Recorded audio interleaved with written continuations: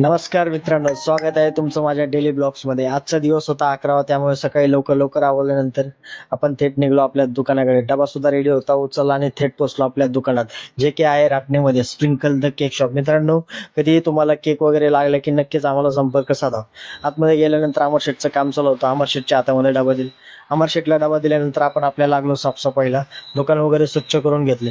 थोड्याच वेळाने bill book काढले आणि अमर शेटला सगळी ऑर्डर वगैरे व्यवस्थित समजून सांगितले. एक कस्टमरची केकची ऑर्डर होती, जो की होता फोटो केक. त्यामुळे प्रिंट आले आणि अमर शेटला दिली आणि अमर शेटला म्हणलो मस्तपैकी केक तयार करा. थोडा वेळ झालाच होता की वेळ झाली होती नमाजची, त्यामुळे पटापट आवरले आणि निघालो आपल्या मस्जिदीकडे. आज आपल्या मस्जिदीबाहेर एक मस्त पोस्टर लागला होता, जो की होता सोहेल खानचा. याची मंत्रालय महसूल सहाय्यक म्हणून निवड झाली होती.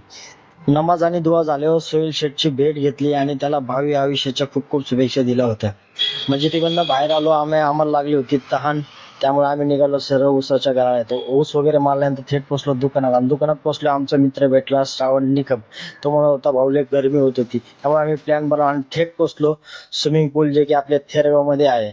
मस्त वगैरे पोहून वगैरे झाल्यानंतर आम्ही बाहेर पडलो.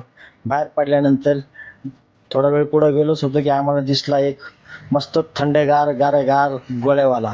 त्यामुळे काकाला सांगितलं की मस्त आम्हाला गोळे बनवा. मित्रांनो, आम्ही चक्क 2 ते 3 गोळे प्रत्येकाने खाल्ले. एकदम टेस्टी गोळे होते. थोड्याच वेळात आपण दुकानामध्ये बसलो आणि दुकानातली सगळी छोटी मोठी जी काम होती, बॉक्स वगैरे सगळे रेडी करून घेतले. अमर शेठ तेवढ्यात आला आणि म्हणला, भाऊ आपल्याला केक द्यायला जायचे आहे. त्यामुळे आम्ही थेट निघालो आपल्या भावाच्या दुकानात गेलो. त्याला मस्तपैकी केक वगैरे दिले आणि थेट आपण निघालो आपल्या दुकानाकडे. त्यामुळे अशा काही पद्धतीने आजचा मित्रांनो डेली ब्लॉग्स होता. आवडला असेल तर लाईक करा, शेअर करा, सबस्क्राईब करा आणि फॉलो करा. धन्यवाद मित्रांनो.